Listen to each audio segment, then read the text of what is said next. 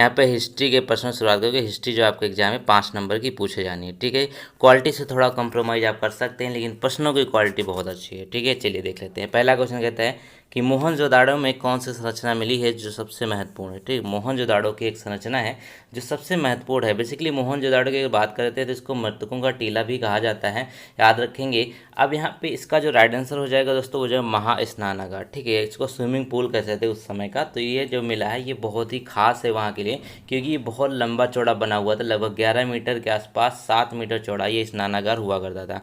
Question number अगर यहाँ पे दूसरे में देखें तो कहते हैं ना, खिज्र खान निम्नलिखित में से किस राजवंश से संबंधित था, ठीक है। जो खिज्र खान है ये जो है किस राजवंश से संबंधित है, तो याद रखेंगे ये कहाँ से हो जाएंगी, सैयद वंश से हो जाएंगे। क्यों? क्योंकि सैयद वंश की स्थापना खिज्र खां के द्वारा ही करी गई थी, याद रखेंगे। ये भी आपका अच्छा क्वेश्चन बनता है, ठीक है।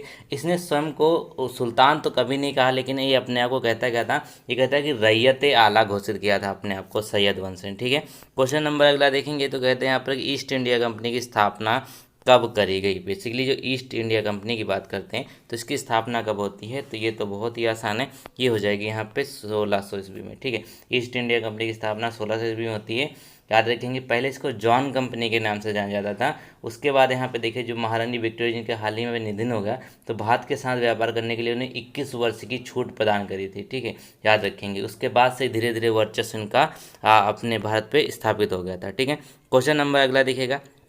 और चौथा प्रश्न तो बहुत बार पूछा जाता है, कहते हैं ना किसके शासनकाल में रुपए का सिक्का भारत में प्रथम बार ढाला गया था, ठीक है।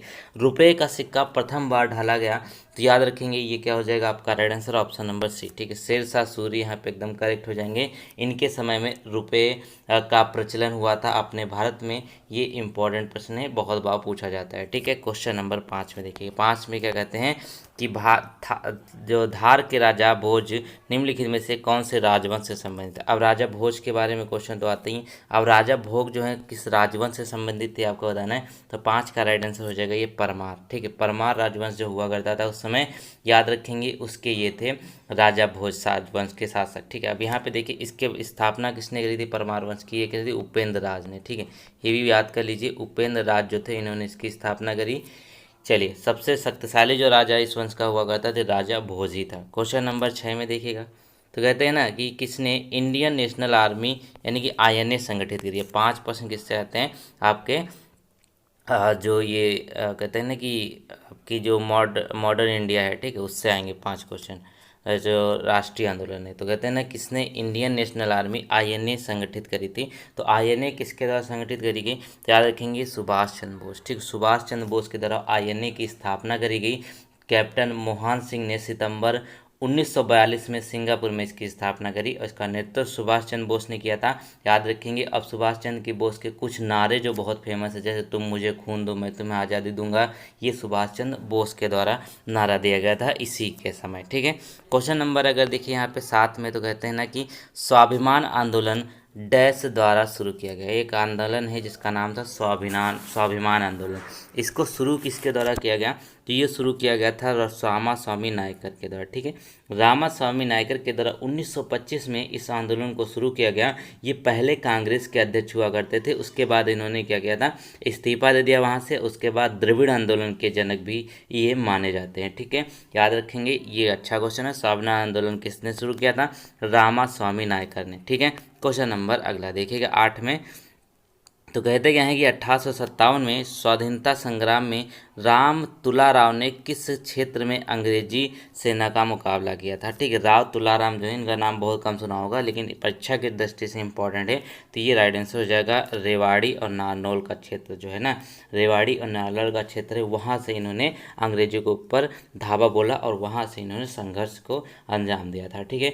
हरियाणा राज्य का इनको राजनायक भी कहा जाता है। ये हो गया आपका। चलिए क्वेश्चन नंबर अगला देखेंगे, तो अब इसमें कहते हैं ना कि वर्ण का जाति से कोई लेना देना नहीं है, ठीक है। ऑप्शन नंबर 9 में क्वेश्चन देखिए, तो कहते हैं ना वर्ण का जाति से कोई लेना देना नहीं है, यह किसके द्वारा कहा गया था, तो इसका राइट आंसर हो जाएगा महात्मा गांधी जी के द्वारा, ठीक है। महात्मा गांधी जी ने कहा था। वर्ण का मतलब क्या आता है, वर्ण का जाति से कोई लेना देना, महात्मा गांधी के द्वारा ये कहा गया था। इनकी एक साप्ताहिक पत्रिका भी आई थी जिसका नाम हरिजन हुआ करता था और ये 1936 में यहाँ पे पब्लिश करी गई। दोस्तों एक चीज़ बता दूं कि अगर आपको पेड पीडीएफ चाहिए यानी कि कि देखिए पूरा कोर्स उस PDF में है, मात्र 40 रुपये में आपको मिल जाएगी। तो इससे बेहतरीन आपको कुछ भी नहीं है, आपके 99 परसेंटाइल गारंटी मैं लेता हूँ। तो आपको करना क्या है, 72 38 80 40 81 पर आपको सिर्फ एक मैसेज कर देना है, वहाँ पर आपको PDF दे दी जाएगी, ठीक है। डिस्क्रिप्शन में भी आपको लिंक मिलेगा। तो याद रखेंगे, वर्ण का जा से लेना देना कोई नहीं है, ये महात्मा गांधी के द्वारा कहा गया था। क्वेश्चन नंबर 10 में देखेंगे तो कहते हैं कलामे नैरंग डैश द्वारा लिखी गई कविताओं का संकलन है, ठीक। कलामे नैरंग जो है वो डैश के द्वारा लिखी गई कविताओं का संकलन है। PT आसान मत समझिएगा, पेपर बहुत पड़ा है इस बार, ठीक है। बहुत लोग परीक्षा देने वाले हैं और अभी को पता है कि 5-10% लोग ही यहाँ पर इसमें अच्छा करेंगे, वही नौकरी पाएंगे आगे आने वाले समय में, ठीक है। तो क्या हो जाएगा, ये हो जाएगा सैयद गुलाम भिक, ठीक है। सैयद गुलाम भिक के द्वारा लिखी गई कविताओं का संकलन है। इनका जन्म बेसिकली पाकिस्तान में हुआ था, भारत के आज़ादी से पहले, ठीक है। याद रखेंगे, ये आपका करेक्ट आंसर है। अगला क्वेश्चन यहाँ पे देखिए, भूगोल के भी क्वेश्चन आपके आने ही हैं। तो कहते हैं ना कि सूर्य के सबसे निकटतम ग्रह कौन सा है, ठीक है। सूर्य का जो सबसे निकटतम ग्रह है वो कौन सा हो जाएगा, तो 11 का जो आपका राइट आंसर है वो हो जाएगा यहाँ पर बुध और शुक्र, ठीक है। बुध तो सबसे निकटतम है और उसके बाद शुक्र पड़ता है, ठीक है। चलिए, ये हो गया आपका राइट आंसर, बहुत अच्छी बात है।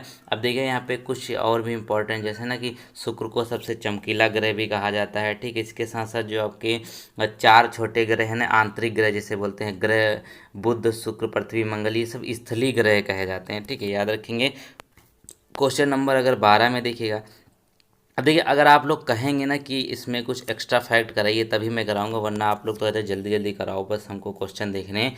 तो किस पर्वत श्रेणी पर डोडा बेटा स्थित है, ठीक। डोडा बेटा बहुत बार पूछे जाने वाला ये प्रश्न है। तो डोडा बेटा जो है वो चोटी कहाँ पर स्थित है, याद रखेंगे, ये है आपकी नीलगिरी पहाड़ियाँ, ठीक है। जो नीलगिरी पहाड़ियाँ हैं ना, पश्चिमी घाट एवं पूर्वी घाट के मिलन के स्थल पर एक नीलगिरी की पहाड़ी स्थित है, वहीं पर डोडा बेटा है। ये सबसे ऊंची चोटी है साउथ की, ठीक है। याद रखेंगे, क्वेश्चन नंबर इसका राइट आंसर हो जाएगा, ठीक है।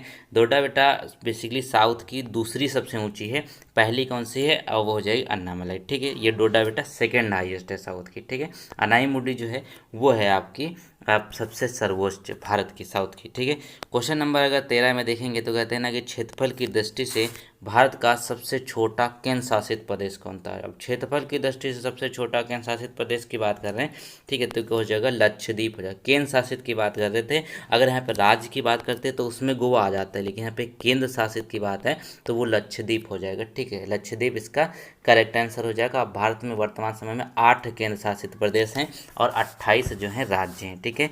ये भी आप लोगों को जानना बहुत ज़रूरी है।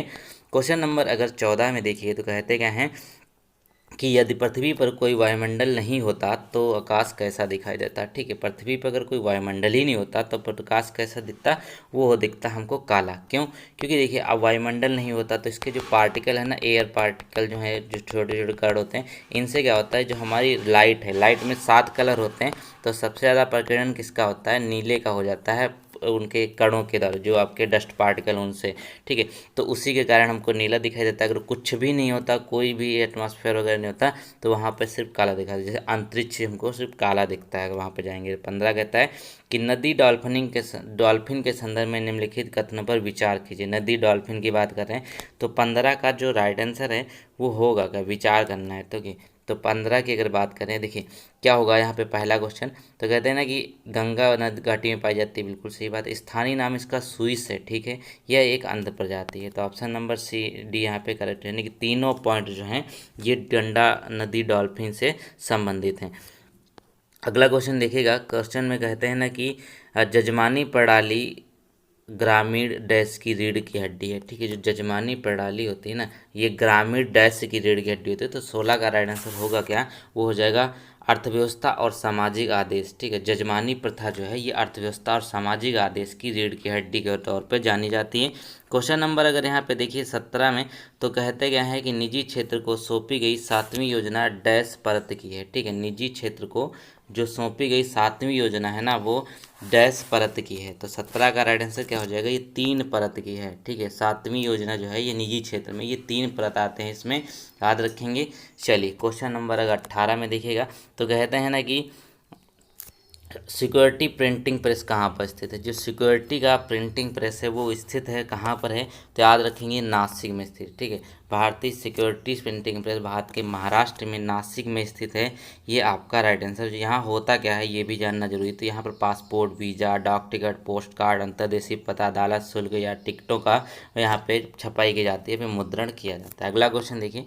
तो अब यहाँ पर 19 का क्वेश्चन है, बहुत इंपॉर्टेंट है। तो कहते हैं मनरेगा का फुल फॉर्म आपको बताना है बेसिकली। अब मनरेगा जो है वो याद रखेंगे शुरू हुआ था 2006 में नरेगा के नाम से। अभी 2009 में इसको मनरेगा किया गया, 2009 में। अब मनरेगा है, इसका फुल फॉर्म बता दीजिए तो क्या हो जाएगा? Mahatma Gandhi rural employment guarantee act. क्या होगा? Mahatma Gandhi rural employment guarantee act, ये इससे संबंधित हो जाएगा। 2 फरवरी 2006 को शुरू हुआ था। मैंने आपको बता दिया कहाँ पे शुरू हुआ था। आंध्र प्रदेश के बांद्रा बरेली जिले में सबसे पहले इसको शुरू किया गया। इसमें 100 दिन का रोजगार देने की बात करी जाती है।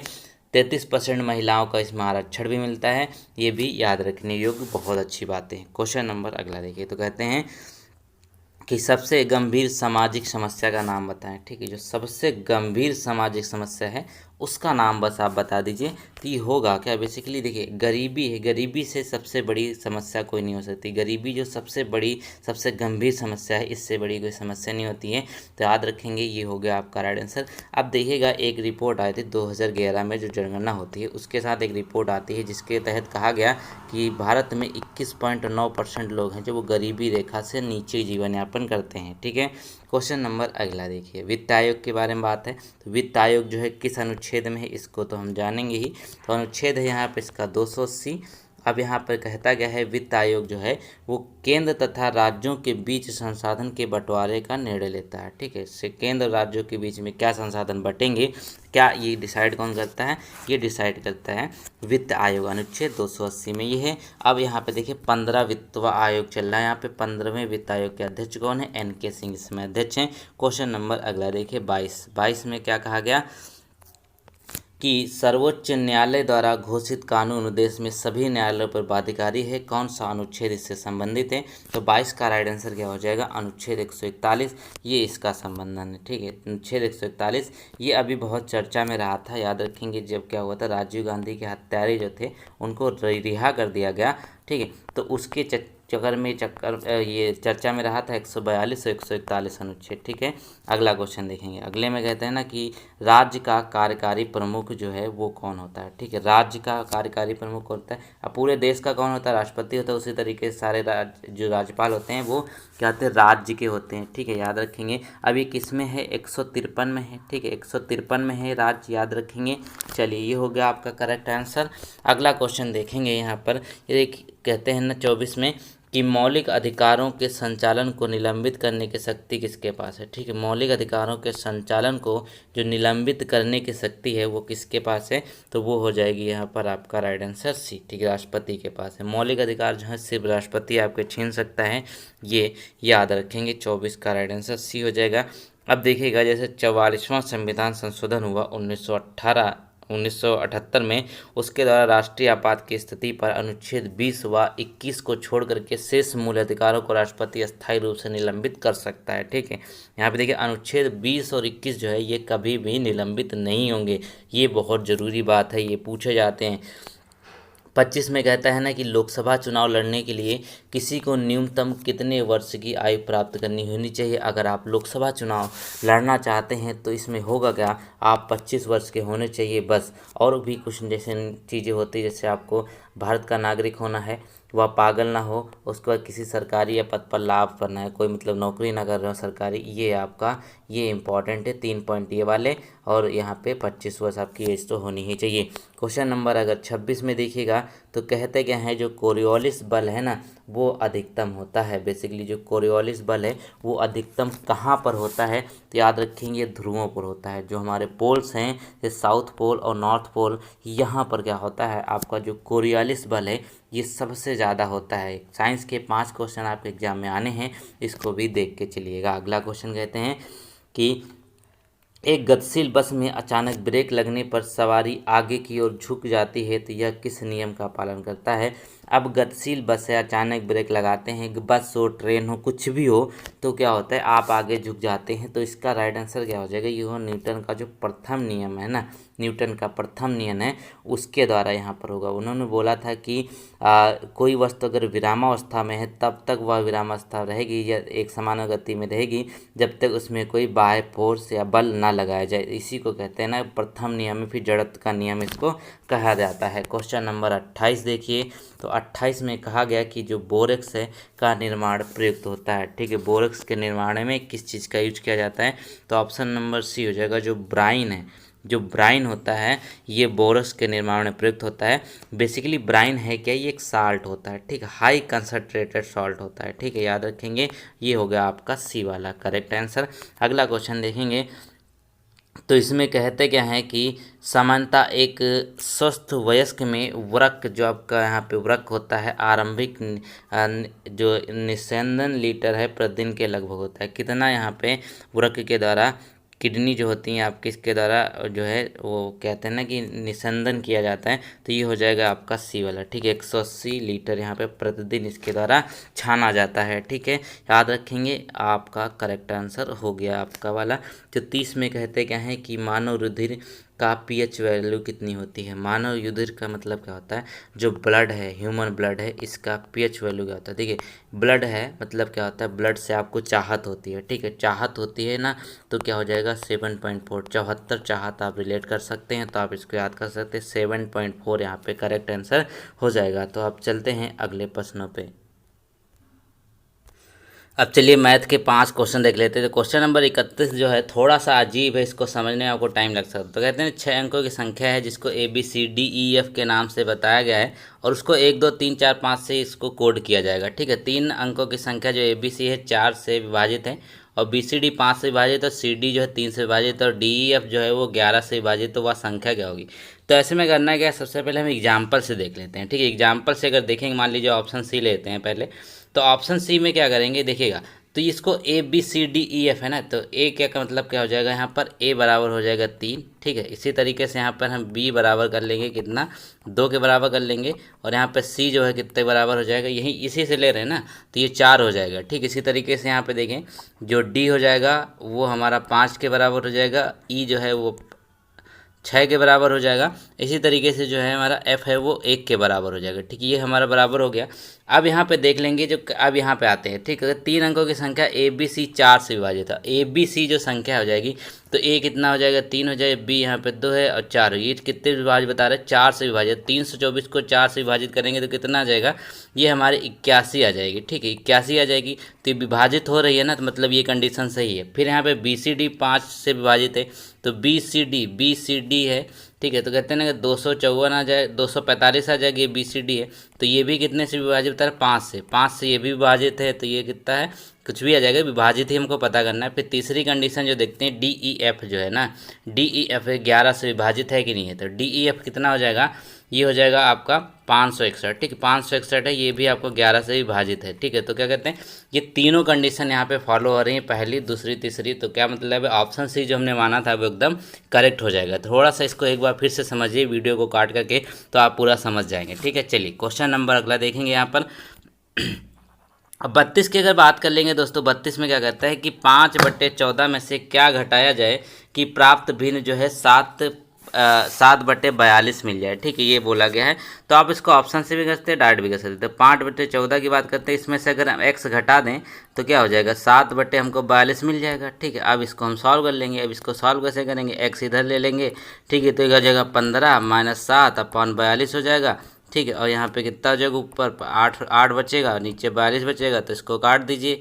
ठीक है, काटेंगे तो 4 से काट दीजिए। ठीक है, मतलब 2 से काट दीजिए, 2 चौको 8 हो जाएगा, यहाँ पे 21 हो जाएगा, तो 4/21 आपका करेक्ट आंसर हो जाएगा। तो बहुत ही आसान था। अगला क्वेश्चन यहाँ पे देखेंगे, तो कहते हैं ना यहाँ पे 33 में, तो आपको अंडर रूट में वैल्यू दिख रही होगी। ठीक है, अंडर रूट में आपको वैल्यू दिख रही है ये वाली -19 107 है। ठीक है, तो क्या करेंगे, ये बेसिकली 3 6 6 9 किसका अंडर रूट है, 63 का होता है। 63 हो गया, तो नीचे जो स्क्वायर था ना, इसको इस रूट में रहेगा, पूरा रूट पे था, तो ये क्या हो जाएगा, अब यहाँ पे देखिए 107 जो है ये इधर, ये 19 माइनस में था, तो इधर प्लस में हो जाएगा, तो ये 19 हो जाएगा। ठीक है, अब ये 63 जो है स्क्वायर था 3969 का, ठीक है। अब ये हो गया। अब इसको और थोड़ा सा अगर हम सॉल्व कर लेते हैं तो इसको बाहर लेते हैं रूट को, तो रूट क्वेश्चन मार्क बाहर आएगा तो क्या हो जाएगा 63/126 हो जाएगा यहाँ पर। और ये हो गया ना, ठीक है, कि ये दोनों जुड़ जाएंगे ना, तो ये हो गया। अब यहाँ पे देखिए 63 दूना कट जाएगा 126, तो 1/2 हो जाएगा, ठीक है। अब यहाँ पे 1/2 हो जाएगा, ये था रूट में, तो रूट हटाने के लिए क्या करेंगे हम स्क्वायर कर देंगे दोनों साइड, इसको भी स्क्वायर करेंगे, इसको भी स्क्वायर कर देंगे, तो क्या हो जाएगा यहाँ से ये रूट हट जाएगा क्वेश्चन मार्क से, ये कितना हो जाएगा 1/4 आ जाएगा, ठीक है। क्या होगा आपका 1/4, ये ऑप्शन नंबर ए यहाँ पे एकदम करेक्ट हो जाएगा। बहुत आसान था। अगला क्वेश्चन देखिए, यहाँ पे क्वेश्चन नंबर कहता है ना कि 34 में बोला गया है कि इसका मान आपको ज्ञात करना है, ठीक है। ये क्या हो जाएगा, मान ज्ञात करना है। तो 3x यहाँ पर आपको पावर में दे रखा है 3x-1, अब 18 दे रखा है, तो इसको हम कैसे सॉल्व करेंगे देखिएगा। अभी यहाँ पे क्या होता है, अगर बेस यहाँ पे समान होते हैं, ठीक है, बेस समान होते हैं तो क्या होता है कि जो बेस समान होता है तो a m-1n जो होता है वो कितने के बराबर होता है a m/an के, ये एक फार्मूला होता है, ठीक है। ये हो गया।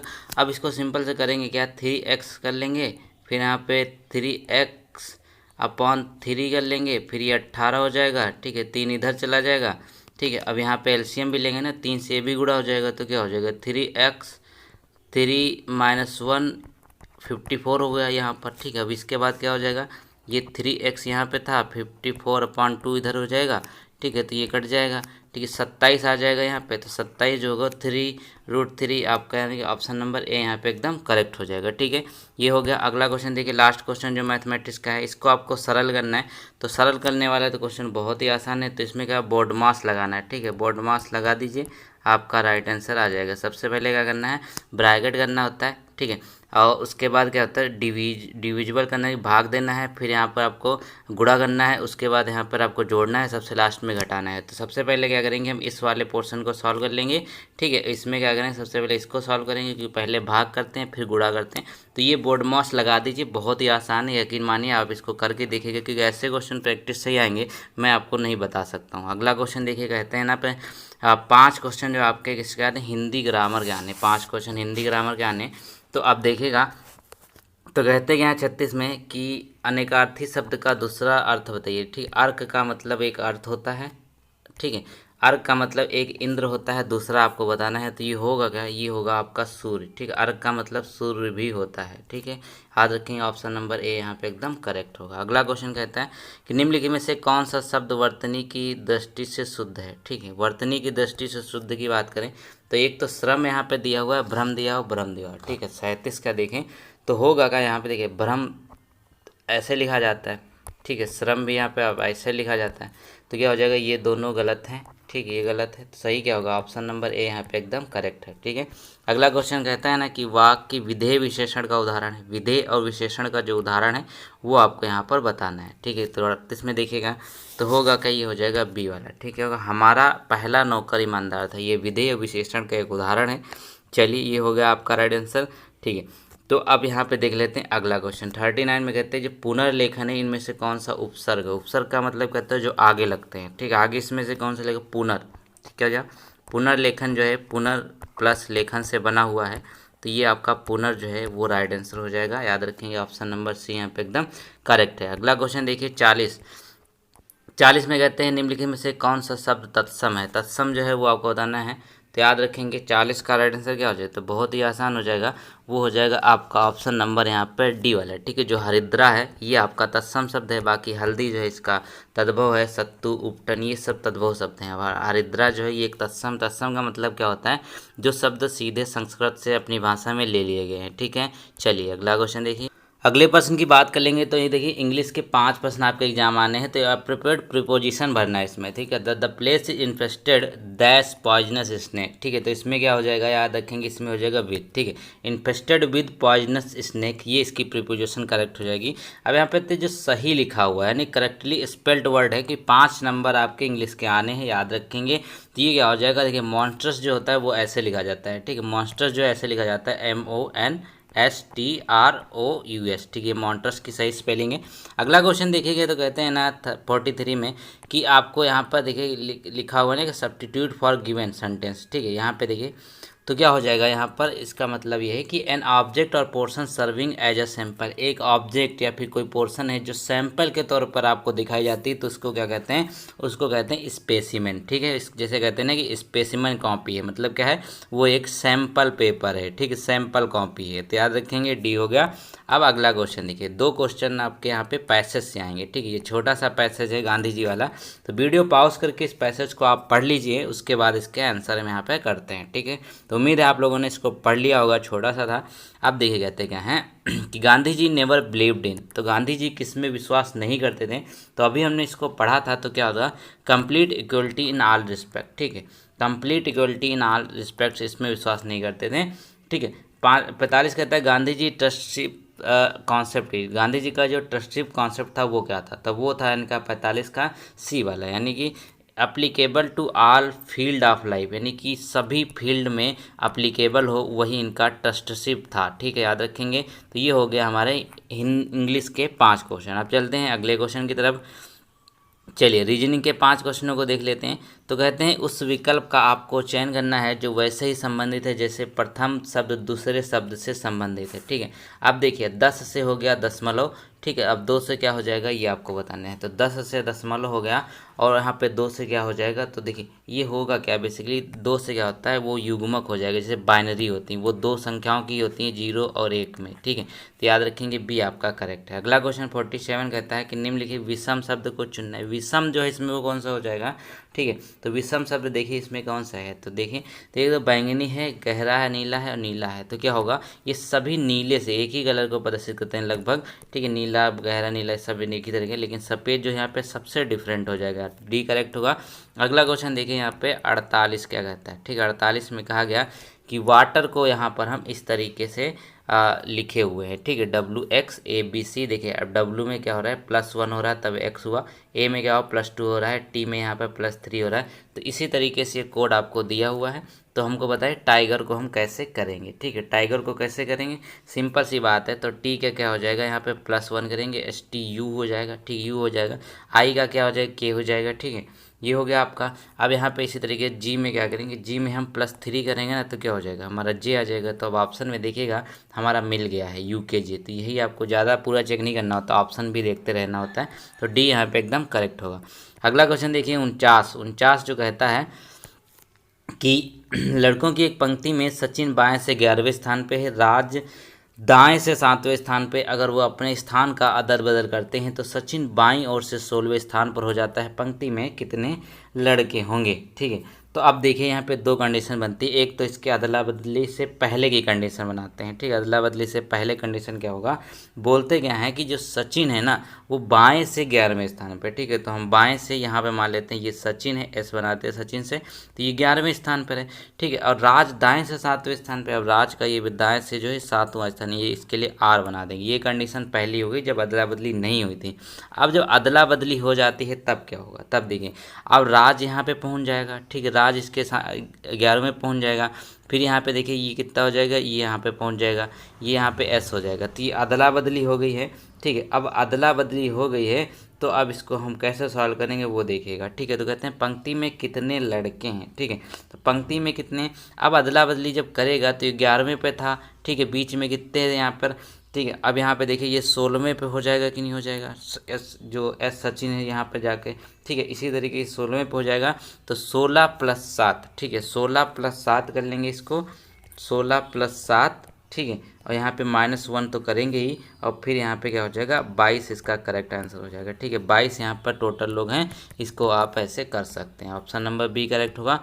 अगला क्वेश्चन देखिए यहाँ पर कहते हैं 50 में। ठीक है, तो 50 जो रीजनिंग का क्वेश्चन है इसको आप देखिएगा। इसमें कहते क्या हैं कि एक विद्यालय में कक्षा दोपहर 1 बजे से प्रारंभ होती है और 3:52 चलती है। यदि इस समय में 4 अवधि पीरियड होते हैं तो प्रत्येक अवधि से पहले 4 मिनट का समय एक कमरे से दूसरे कमरे में जाने के लिए छोड़ा जाता है। तो बताइए एक जो पीरियड है कितने मिनट का होता है। ठीक है, ये तो बहुत ही आसान है। तो इसको जो जो बता रहा है वो आपको करते जाना है, बहुत ही आसान, इसको आप अपने आप कर लीजिएगा। ठीक है, 40 मिनट इसका राइट आंसर है। कि राइट आंसर मैं आपको बता देता हूँ, तो एक बार कर ले जरूर लीजिए वीडियो पॉज करके। चलिए आप चलते हैं मेन सेक्शन पे, जो होगा आपका करंट अफेयर और जनरल अवेयरनेस का। ठीक है, चलिए क्वेश्चन नंबर देखिए यहाँ पे 51। कहता क्या है कि हाल ही में कौन सा हाईकोर्ट न्याय घड़ी स्थापित करने वाला भारत का प्रथम हाईकोर्ट बना। ठीक है, न्याय घड़ी नाम से यहाँ पर स्थापित किया गया है, तो यह कौन सा हाईकोर्ट बना है पहला। तो 51 का जो राइट आंसर है दोस्तों वो क्या हो जाएगा, वो जल्दी से हम आपको बताने वाले हैं।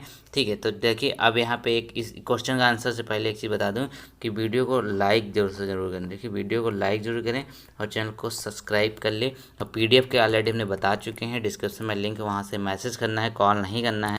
तो इसका राइट आंसर क्या हो जाएगा, गुजरात। ठीक, गुजरात पहला हाईकोर्ट बना है जहां पर न्याय घड़ी स्थापित हुई। क्वेश्चन नंबर देखिए 52। तो कहता क्या है कि निम्न में से किसे भारतीय अंतरिक्ष अनुसंधान या इसरो के नए चीफ के रूप में नियुक्त किया गया। अब इसरो के नए चीफ कौन है, याद रखेंगे, वो हो जाएंगे S सोमनाथ। ठीक है, इंपॉर्टेंट क्वेश्चन, S सोमनाथ जो है इसरो के नए चेयरमैन।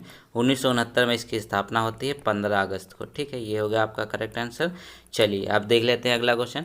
अगले में कहा गया ना कि हाल ही में भारतीय रेलवे ने यात्रियों के खोए हुए सामान को ट्रैक करके मिशन लॉन्च किया। मतलब ट्रैक करने का, जैसे यात्रियों को सामान खो जाता है, ठीक है, जैसे कुछ लोग भूल भी जाते हैं, तो होगा क्या यहाँ पर उसके लिए एक मिशन अमानत, एक कार्यक्रम चलाया गया मिशन अमानत। ये खोए हुए सामान के लिए यहाँ पे चलाया गया ताकि यात्रियों को उनका सामान वापस मिल जाए।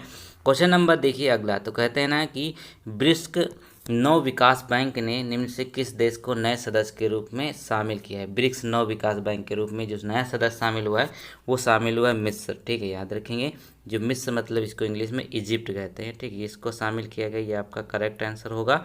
अगला क्वेश्चन देखेंगे तो कहते हैं कि यहाँ पर कि निम्न में से किस राज्य को खेलो इंडिया 2023 की मेजबानी सौंपी गई है। ठीक है, कौन सा राज्य है जिसको खेलो इंडिया गेम्स 2023 की मेजबानी सौंपी गई। तो 55 का राइट आंसर क्या है, वो हो जाएगा बी, मध्य प्रदेश में खेलो इंडिया 2023 का आयोजन होने वाला है इस बार, याद रखेंगे। चलिए क्वेश्चन नंबर 56 देखिएगा। तो कहते हैं विश्व हिंदी दिवस कब मनाया जाता है। अब 14 सितंबर आप लोग सुने होंगे, इस दिन हिंदी दिवस मनाया जाता है, लेकिन विश्व लेवल पर नहीं, इंडिया में मनाया जाता है। अब यहाँ पे देखिएगा 56 का राइट आंसर हो जाएगा सी, 10 जनवरी जो डेट आती है इस दिन हम विश्व हिंदी दिवस के रूप में सेलिब्रेट करते हैं, लेकिन पूरा विश्व मिलकर हिंदी दिवस को सेलिब्रेट करता है। क्वेश्चन नंबर अगला देखिएगा 57 कहता है कि भारतीय नौसेना ने अपने युद्धपोत INS विशाखापट्टनम से फरवरी 2022 को समुद्र में किस सुपरसोनिक क्रूज मिसाइल का सफल परीक्षण किया। तो 57 का जो राइट आंसर है दोस्तों वो क्या होगा, वो हो जाएगा ब्रह्मोस। ठीक है, किसका, ब्रह्मोस का सफल परीक्षण यहाँ पर किया गया। ऑप्शन नंबर यहाँ पे एकदम करेक्ट होगा। अगला क्वेश्चन देखेंगे तो कहते हैं यहाँ पे कि फरवरी 2022 में रूस व यूक्रेन के दौरान यूक्रेन को भारतीय नागरिकों और छात्रों को वापस लाने के भारत सरकार द्वारा कौन सा कार्यक्रम चलाया गया। ठीक है, देखिए यूक्रेन में जो युद्ध हो रहा था उस समय जो कार्यक्रम चलाया गया वो था ऑपरेशन गंगा नाम से। ठीक है, ऑपरेशन गंगा नाम से वहाँ के छात्रों को वापस इंडिया लाया गया था। ठीक है, क्वेश्चन नंबर अगला देखिए तो कहते हैं ना महिला विश्व कप 2022 का विजेता कौन बना है। ठीक, महिला विश्व कप जो है 2022 का विजेता कौन बना है, क्रिकेट की बात हो रही है। तो 59 का राइट आंसर हो जाएगा ऑस्ट्रेलिया। ठीक है, ऑस्ट्रेलिया जो है ये अनबीटन है बहुत सालों से। क्वेश्चन नंबर अगला देखिए तो कहते हैं 60 में कि 94वां जो अकेदमी पुरस्कार हुआ, जब ऑस्कर अवार्ड हुए ना, इसमें सर्वश्रेष्ठ फिल्म का पुरस्कार किसे दिया गया। तो याद रखेंगे कोडा। कोडा जो एक फिल्म है इसको सर्वश्रेष्ठ फिल्म का अवार्ड दिया गया। इसी में कौन थे, इसी में स्मिथ को, जो एडम स्मिथ जो थप्पड़ वाले भाई साहब हैं, इनको भी यहाँ पर इसमें बेस्ट एक्टर का अवार्ड मिला है। जेसिका चेस्टन को यहाँ पर क्या मिला है, बेस्ट अभिनेत्री का मिला है। 94 नंबर का है, ये याद रखेंगे। अगला क्वेश्चन देखिए। अगला क्वेश्चन कहता क्या है 61 में, तो कहते हैं वन्य जीव सप्ताह कब मनाए जाते हैं, बहुत इंपॉर्टेंट है। तो वन्य जीव सप्ताह जो हम सेलिब्रेट करते हैं वो 2 से 8 अक्टूबर के बीच में। ठीक है, 2 से 8 अक्टूबर के बीच में यहाँ पर हम क्या करते हैं, सेलिब्रेट करते हैं, याद रखेंगे। ये हो गया आपका करेक्ट आंसर। 1972 में एक अधिनियम पारित किया गया था। क्वेश्चन नंबर देखिए अगला। तो कहते हैं ना प्रसिद्ध वादक उस्ताद बिंदा खान द्वारा बजाया जाने वाला वाद्य कौन सा है। ठीक है, ये उस्ताद बिंदा खान की बात करें तो बिंदा खान जो है वो किससे संबंधित है, सारंगी से। ठीक है, इनमें पारंगत हैं, ये सारंगी से संबंधित है, याद रखेंगे। इनका जन्म जो है वो दिल्ली में हुआ है। सारंगी से संबंधित उस्ताद बिंदा खान।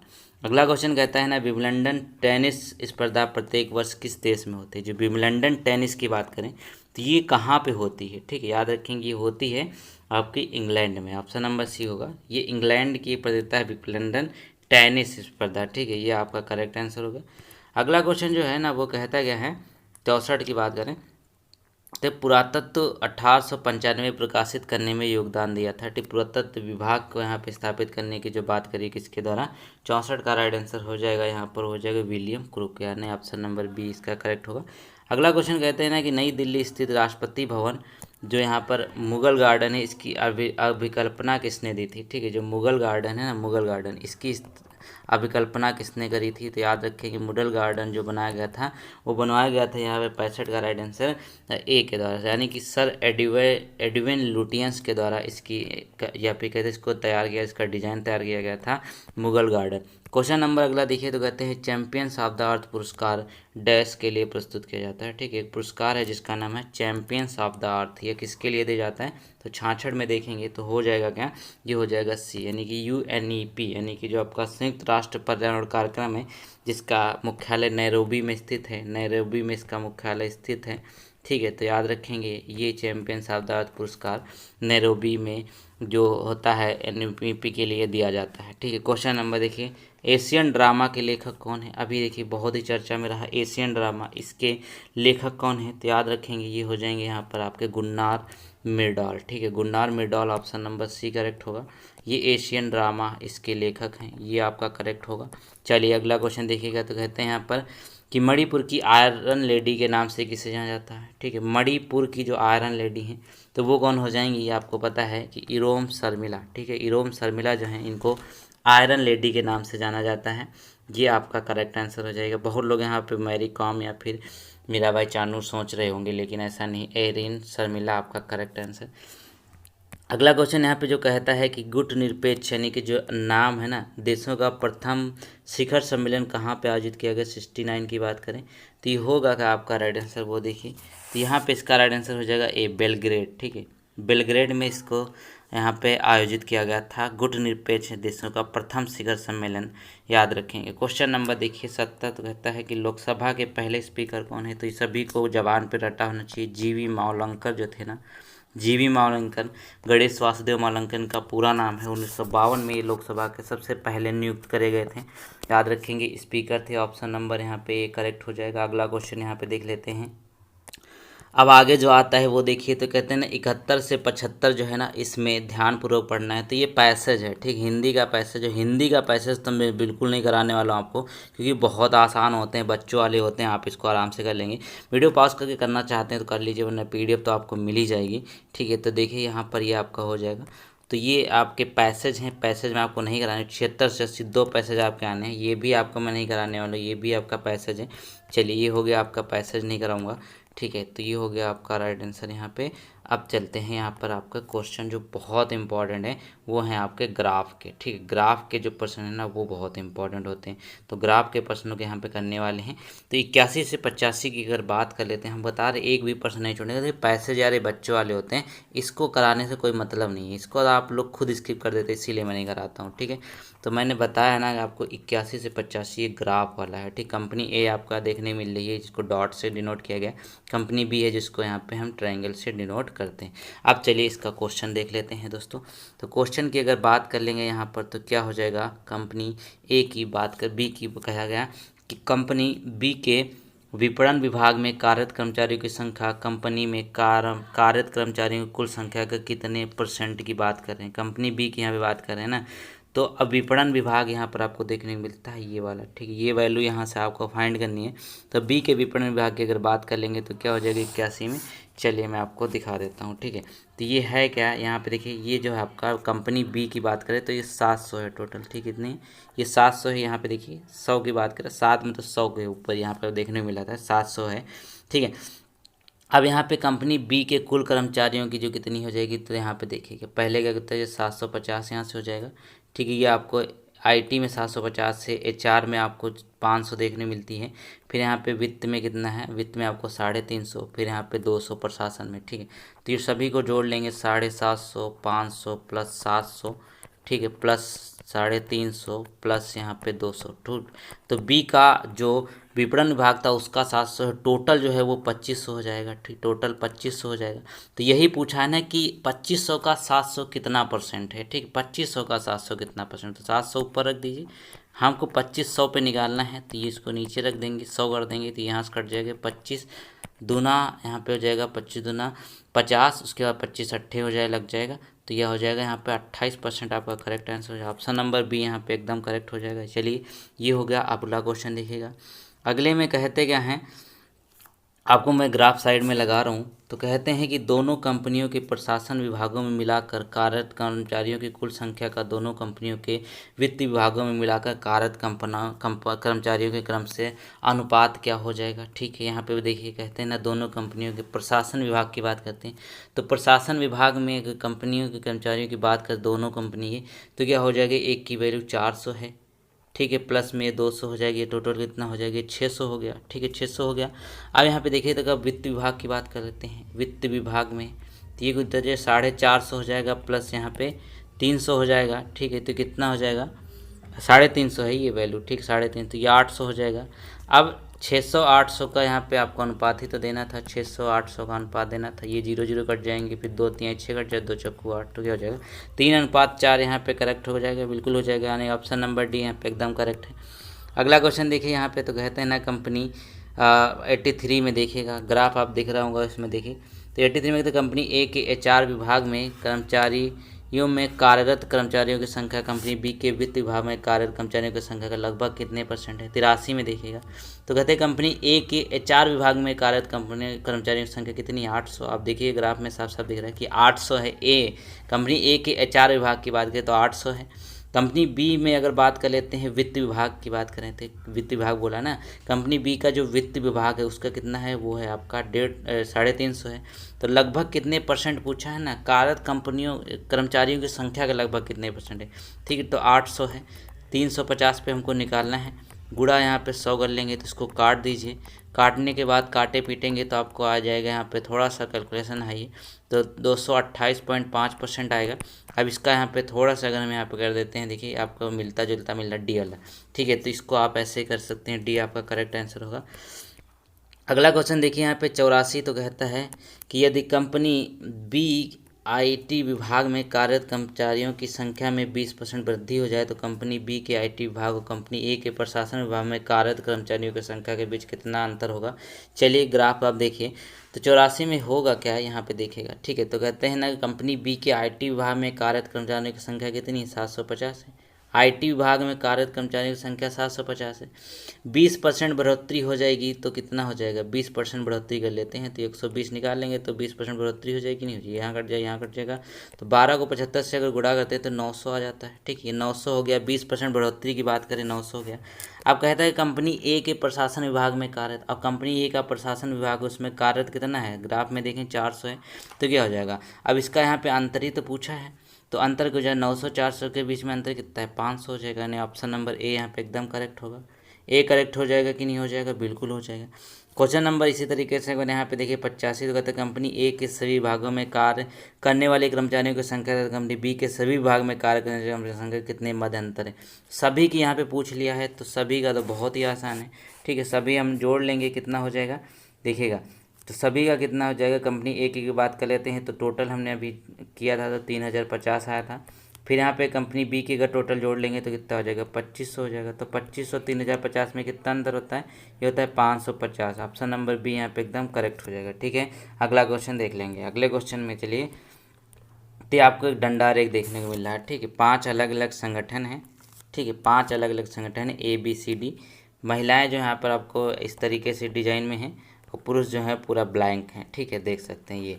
चलिए हम इसका पहला प्रश्न देखिए, तो पहला प्रश्न जो कहता है वो क्या कहता है ना, कि संगठन डी में काम कर रहे पुरुषों की संख्या उस संगठन में काम कर रहे कुल कर्मचारियों की संख्या का कितना % है। संगठन डी की हम बात कर लेते हैं, तो संगठन डी में देखिए क्या हो जाएगा यहाँ पर। ठीक है, संगठन डी में कितना हो जाएगा, तो संगठन डी यहाँ पर है आपको ये देखने को मिल रहा है, पुरुष ब्लैंक था, तो ये यहाँ पे वैल्यू कितनी हो जाएगी, ये आपको हो जाएगी, तो ये वैल्यू हो जाएगी टोटल यहाँ पे 3250। ठीक है, ये वैल्यू कितनी है, 3250 हो गई। ठीक है, अब यहाँ पे बोलते क्या हैं कि संगठन डी में कुल कर्मचारियों की संख्या। ठीक है, संगठन उसी संगठन में कुल कर्मचारी कितने हो जाएंगे 86 में, तो क्या हो जाएगा 3250, तो ये क्या हो जाएंगे, मेल हो जाएंगे। अब फीमेल की बात कर लेते हैं तो कितना हो जाएगा, 2750 हो जाएगा। ठीक है, 2750 हो जाएगा, गुणा 100 कर देंगे। ठीक, इसी इक्वेशन को आपको सॉल्व कर लेना है तो क्या हो जाएगा 3250 अपॉन में हो जाएगा यहाँ पे 6000, ठीक है, अपॉन में 6000 हो गया, गुणा 100 हो गया। अब इसको यहाँ पे हम काट देंगे, काटने के बाद यहाँ पे देखिए इससे कट जाएगा तो 6 पचे यहाँ पे थोड़ा सा यहाँ पे दिक्कत हो रही है, हाँ ठीक है 5 नहीं कटेगा। तो पूरा यहाँ पे इसको काटने के बाद आपका आंसर जो आएगा ना 54.17, थोड़ा सा इसको काट के देख लीजिएगा, ये आपका करेक्ट होगा। अगला क्वेश्चन देखिएगा तो कहते क्या हैं कि संगठन ए में महिलाओं की संख्या का पुरुषों की संख्या से क्रमशः कितना है। संगठन ए की बात कर लेते हैं, महिलाओं और पुरुषों की संख्या, ठीक है। देखिए यहाँ पे संगठन ए है यहाँ पर, तो ए में जो महिलाएं हैं वो कितना है 1500 हैं, ठीक है, ए की बात कर लेते हैं। और यहाँ पे बी में अगर देखिए कितनी है पुरुष कितने, माफ़ कीजिए बी में ए ही में देखिए, ए ही में पुरुष कितने, ये हो जाएगा आपका 1750, ठीक है 1750 ग्राफ में देखिए ना 1750 होगा। तो ये आपका बताइए, यहाँ से काट दीजिए, 5 से काटेंगे, ठीक है, ये क्या होगा 6:7 आ जाएगा, ठीक है 6:7 यहाँ पे करेक्ट आंसर हो जाएगा, 6:7 आ जाएगा।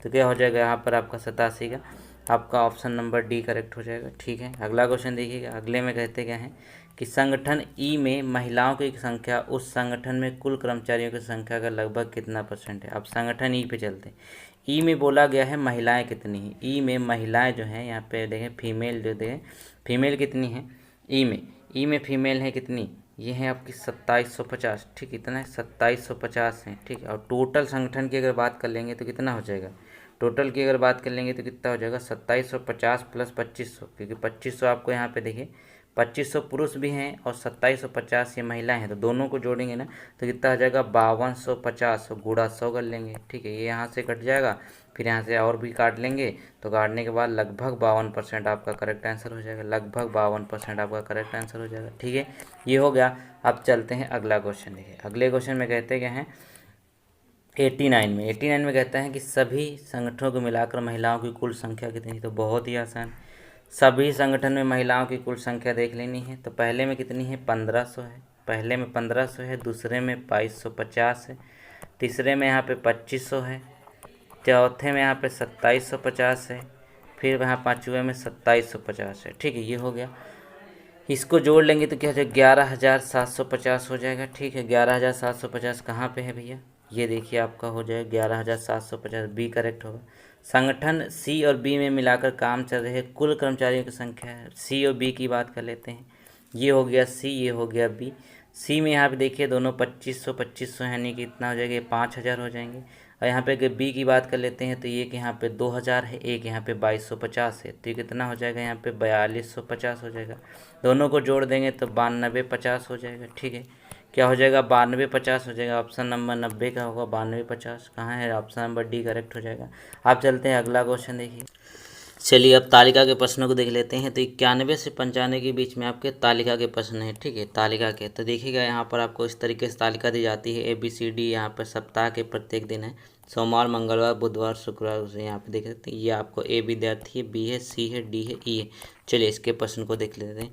इसमें कहता है ना कि आपको B द्वारा सोमवार बुधवार और गुरुवार को प्राप्त किए गए अंक, ठीक है। B की बात कर लेते हैं, तो बी द्वारा यहाँ पर सोमवार को कितना पाया वो 65 पाया, बुधवार को कितना पाया 82 पाया, गुरुवार को कितना पाया वहाँ पर बी के द्वारा गुरुवार को यहाँ पे 72 पाया, ठीक है। अब कहते हैं ई द्वारा मंगलवार बुधवार शुक्रवार को, अब ई द्वारा देखिए मंगलवार को यहाँ पे कितना है 72 हो जाएगा, ठीक है। इसी तरीके से बुधवार को यहाँ पे कितना पाया वो 59 हो जाएगा। इसी तरीके से शुक्रवार को उसने कितना पाया 74 पाया। अब इसके बीच आपको अंतर बताना है, तो इन तीनों को अगर हम यहाँ पे जोड़ेंगे तो कितना हो जाएगा 5 2 7 2 9 हो जाएगा, ठीक है। यहाँ पे 6 8 6 14 14 7 7 6 11 1 22 हो जाएगा, ठीक है। क्या हो जाएगा यहाँ पर ये हो जाएगा आपका 219, ठीक है, 219 इसका हो जाएगा। अब इसको गन टोटल कर देंगे तो इसका कितना हो जाएगा 205 हो जाएगा, ठीक है। अब 205 और 219 के बीच में अंतर कितना हो जाएगा 14 हो जाएगा, 14 ही आपका राइट आंसर हो जाएगा, यही तो पूछा गया, ठीक है, बिल्कुल करेक्ट आंसर है। अगला क्वेश्चन कहता है कि बी द्वारा मंगलवार को प्राप्त किए गए अंक डी द्वारा मंगलवार को प्राप्त किए गए अंकों से कितने % अधिक की बात कर रहे हैं। बी द्वारा मंगलवार को प्राप्त किए गए, ठीक है। अब बी द्वारा जो मंगलवार है ना उसने 68 प्राप्त किए गए नंबर, ठीक है। और उसके बाद यहाँ पे देखिएगा, ठीक है, ये आपको 68 मिले बी को मंगलवार को बी, ठीक है। अभी होगा क्या यहाँ पर और देखिएगा, अब डी द्वारा मंगलवार को कितने मिले थे, 51 मिले थे। ठीक है, तो 51 और 58 के बीच में आपको यही तो बताना है, तो इसके बीच में अंतर क्या होगा, ये इसको ऐसे भी कर सकते हैं, तो 58 माइनस 51 हो जाएगा, अपॉन में यहाँ पे 51 कर लेंगे, 51 के ऊपर हम निकाल लें तो ये हो जाएगा 33.5%, मतलब 33 सही है, 1/3% आपका करेक्ट आंसर हो जाएगा। याद रखिए ऑप्शन नंबर यहाँ पे बी वाला एकदम करेक्ट हो जाएगा। ठीक है, चलिए अगला क्वेश्चन देखिएगा। अगले में देखते हैं कि ई तथा सी द्वारा दिनों में प्राप्त किए गए औसत अंकों के मध्य का कितना अंतर है। ठीक है, ई और सी का औसत निकालना है हमको। ई और सी की बात करें, ई है हमारा, ये सी है, इसका औसत कैसे निकल, सभी को जोड़ करके यहाँ पर हम ये जितने भी आपको 5 दिन दिए हुए ना, तो सभी को जोड़ करके 5 से डिवाइड कर देंगे। इनको हम जोड़ेंगे, ठीक, इनको जोड़ के हम 5 से डिवाइड करेंगे, तो इनको सबको जोड़ लीजिए। जोड़ने के बाद क्या आ जाएगा, 71.4 आ जाएगा। ठीक है, यहाँ पे देखिए इसको जोड़ेंगे, जोड़ने के बाद 5 से डिवाइड कर देंगे तो 66 आ जाएगा। तब पर 71.4 माइनस 66 कितना होता है, 5.4 हो जाएगा। ठीक है, करेक्ट है आपका एकदम। अगला क्वेश्चन देखिएगा, तो कहते हैं यहाँ पर कि सी द्वारा मंगलवार तथा बुधवार को प्राप्त किए गए अंकों का समान दिनों में डी द्वारा प्राप्त किए गए अंकों से कितना अनुपात है। ठीक है, ये आपको बताना है, सी की बात कर रहे हैं। ठीक है, चलिए ये भी आपको दिखा देते हैं, बहुत ही आसान है। तो इसमें होगा क्या, इसमें अगर देखेंगे तो क्या हो जाएगा, यहाँ पे उसने 70 प्राप्त किए मंगलवार को। ठीक है, यहाँ पे फिर यहाँ पे बुधवार को 75 प्राप्त किए, यहाँ पे 51 प्राप्त किए, 64 प्राप्त किए। ठीक है, इसको जोड़ेंगे कितना हो जाएगा, 145 हो जाएगा। इसको जोड़ेंगे कितना हो जाएगा, 115 हो जाएगा। तो 145 115 का यहाँ पर आपको क्या निकालना है, यही तो आपको निकालना था। तो इसको हम काट पीट के कब तक लाएंगे, जब तक और ना कटे, तो क्या हो जाएगा, 29:23 आपका करेक्ट आंसर हो जाएगा। ठीक है, 29:23 आपका करेक्ट हो जाएगा। चलिए ये हो गया। अब देखिए यहाँ पे 95 में तो कहते क्या हैं कि ई द्वारा सभी दिनों में प्राप्त कुल अंकों, ए द्वारा सभी दिनों में प्राप्त कुल अंकों से कितना % अधिक है। ई और ए के सभी हमको ज्ञात करने हैं। ठीक है, तो देखिएगा, तो ई में क्या हो जाएगा, यहाँ पर ई की बात कर लेते हैं, तो सभी कितना हो जाएगा यहाँ पर ई की, ई में देखिए, तो ई में क्या हो जाएगा, टोटल हमको निकालना था ना, ई में टोटल हो जाएगा यहाँ पर 314 हो जाएगा। ठीक है, ये टोटल 314 हो जाएगा। ए में अगर हम बात कर लेते हैं, इसको जोड़ेंगे टोटल तो कितना हो जाएगा, 357 हो जाएगा। ठीक है, इसके बीच का डिफरेंस कितना हो जाएगा, 43 हो जाएगा। हमको निकालना कितना, 314 के ऊपर निकालना है, क्योंकि इसी से हमको कंपेयर करना था। तो यह हो जाएगा 13.69% आपका यहाँ पर एकदम करेक्ट हो जाएगा। ठीक है, ये हो गया आपका 95 का राइट आंसर, यानी ऑप्शन नंबर ए यहाँ पे एकदम करेक्ट होगा। अब चलते हैं लास्ट, इसकी जो एक क्वेश्चन है उस पर। ठीक है, ये आप देखेंगे मकान का किराया है, आपको यहाँ पर दिया हो 20% है, ये भोजन है, ये विविध है, ये ईंधन है, ये शिक्षा है, ये वस्त्र है। तो चलिए हम इसको करते हैं क्वेश्चन को। तो पहला क्वेश्चन जो कहता है ना कि यदि भोजन पर खर्च 9,000 रुपये है तो शिक्षा पर खर्च कितना होगा। ठीक है, भोजन पे जो खर्च है वो 9,000 रुपये है, तो शिक्षा पे कितना होगा। भोजन है कितना, 30% बराबर है किसके, 9,000 के। ठीक है, 30% अगर 9,000 के बराबर है, तो यहाँ पे देखिएगा हम इसको अगर हम 1% निकालें तो क्या हो जाएगा। ठीक है, तो ये हो जाएगा आपका 30% 9,000 के बराबर है, तो इसको 100% निकाल लेते हैं, तो ये हो जाएगा अपॉन में 30। ठीक है, तो ये यहाँ से कट जाएगा, 3 3 कट जाता है, तो ये 30,000, यानी कि उसका 100% जो है 30,000 के बराबर है। ठीक है, इससे निकाल सकते हैं ना आप लोग, 100% 30,000 के बराबर है। तो शिक्षा पे जो खर्च है वो कितना हो जाएगा, शिक्षा पे खर्च कितना है, 18% है, तो 30,000 का 18% निकाल सकते हैं। 30,000 का 18% निकालेंगे तो कितना हो जाएगा, 5400 आपका करेक्ट आंसर होगा। ठीक है, 5400 आपका करेक्ट आंसर है, ऑप्शन नंबर सी। अगला क्वेश्चन देखिए, कहते हैं ईंधन पर खर्च के क्षेत्र का केंद्रीय कोण डिग्री में बताना है। ठीक है, ईंधन पर खर्च जो है ना, ईंधन पे खर्च यहाँ पे 15%। ठीक है, 15% है। अब 15% का बोलता क्या है आपको, यहाँ पे इसका केंद्रीय कोण, यानी कि ये जो कोण है वो ये वाला, ये कोण कितना है, ठीक, ये वाला। तो इसको कैसे निकालते हैं ये देखिएगा। ठीक है, तो क्या हो जाएगा यहाँ पर देखिए, तो होगा क्या, यहाँ पे ईंधन पर 15% है, तो मान लीजिए 100% बराबर है 360, क्योंकि एक सर्किल का पूरा एरिया कितना होता है, 360 होता है। तो 1% यहाँ पे कितना होता है, 36 हो जाएगा कि नहीं हो जाएगा। ठीक है, 1% यहाँ पे 36 नहीं, 360/100 ऐसे लिख सकते हैं, बिल्कुल लिख सकते हैं। अब 15 हमको निकालना था, 15 निकाल लीजिए, इसको काट दीजिए। ठीक है, 5 दूना 10 कट जाएगा, 5 3 15 कट जाएगा, 2 से कट जाएगा 18 दूनी 6, तो 18 3 54 आपका करेक्ट आंसर, ये यानी कि 54 डिग्री होगा। ठीक है, 54 डिग्री होगा, ये आ गया आपका right answer, option number B का। ठीक है, ये हो गया आपका, देखिए 54 हो गया अभी। अगला क्वेश्चन देखिए यहाँ पे कहते हैं यदि ईंधन पर खर्च 3,000 है तो मकान किराया और शिक्षा खर्च को छोड़कर कुल खर्च कितना है। ठीक है, ये बोला गया यहाँ पर यदि ईंधन पर खर्च जो है वो 3,000 है मात्र। ठीक है, ईंधन पर। चलिए देख लेते हैं यहाँ पर ईंधन पे जो है वो खर्च कितना है यहाँ पर बोलिएगा। तो कहते हैं यहाँ पर ये है आपका 3,000 रुपये। ठीक है, मकान और शिक्षा का 3,000 कितना है 15 है। तो यहाँ पे मकान शिक्षा का कितना हो जाएगा 30, 5 प्लस 15 प्लस 5, इस टोटल की बात कर लेंगे ना, क्योंकि हमको 15 निकालना था। तो ये टोटल 62 है। ठीक है, हो जाएगा 12,400 करेक्ट आंसर हो जाएगा कि नहीं हो जाएगा 12,400 इसका रह जाएगा। ठीक है, अगला क्वेश्चन देखेंगे। कहते क्या है यहाँ पर देखिए 99 में कहा गया कि यदि भोजन पर खर्च की परसेंटेज वस्त्र शिक्षा और ईंधन की खर्च की कुल परसेंटेज का x% है तो x जो है वो किसके बराबर है, ये यहाँ पर आपको बताना है। तो धीरे धीरे साइड में आपको ग्राफ दिख रहा होगा। तो इसमें होगा क्या, टोटल देखेंगे यहाँ पे वस्त्र और ईंधन और यहाँ पे शिक्षा की बात करें 12 और 18 प्लस 15। ठीक है, 12, 18 प्लस 15 कितना है 45% है कि नहीं है, बिल्कुल है 45% है। तो परसेंट के अनुसार देखिए 45 का अगर हम x% निकालेंगे तो ये 30 हो जाएगा। ठीक है, तो यहाँ पे क्या होगा x बराबर होगा 30/45 गुणा 100 हो जाएगा। ठीक है, अब यहाँ पे इसको काट सकते हैं हम, 3 से काट देंगे। ठीक है, तो क्या हो जाएगा 9 आ जाएगा यहाँ पे। 3 से काटेंगे तो 3 1 3 हो जाएगा। ठीक है, अब यहाँ पे हो गया 3 1 3 5 15 15 हो जाएगा यहाँ पे। ठीक है, यहाँ पे 10 कट जाएगा तो इसको 5 से काट सकते हैं। ठीक है, तो ये इसको काटेंगे तो 66 सही 2/3 आ जाएगा। ठीक है, 66 सही 2/3 करेक्ट आंसर होगा। अगला क्वेश्चन देखिए यहाँ पे कहते हैं मकान का किराया वस्त्र ईंधन पर कुल परसेंटेज भोजन पर खर्च की परसेंटेज कितने अधिक है, ये यहाँ पे बोला गया है 100 में। तो होगा क्या यहाँ पे देखिए मकान का किराया वस्त्र व ईंधन पर खर्च कितना होगा, टोटल कितना है, एक का 20 है, दूसरे का यहाँ पे प्लस में 12 हो जाएगा, 12 है ये। ठीक 12, चलिए 12 हो गया। फिर यहाँ पे ये हो जाएगा 15। ठीक है, अब इसमें से माइनस कर देंगे कितना 30 कर देंगे। ठीक है, -30 कर देंगे तो आपका राइट आंसर कितना 17% आ जाएगा, ऑप्शन नंबर बी करेक्ट हो जाएगा। तो दोस्तों ये फुल प्रैक्टिस सेट हमने किया। तो अगर आपको वीडियो पसंद आए तो लाइक कर सकते हैं, चैनल को सब्सक्राइब कीजिए। पीडीएफ के लिए आप 72 38 80 40 81।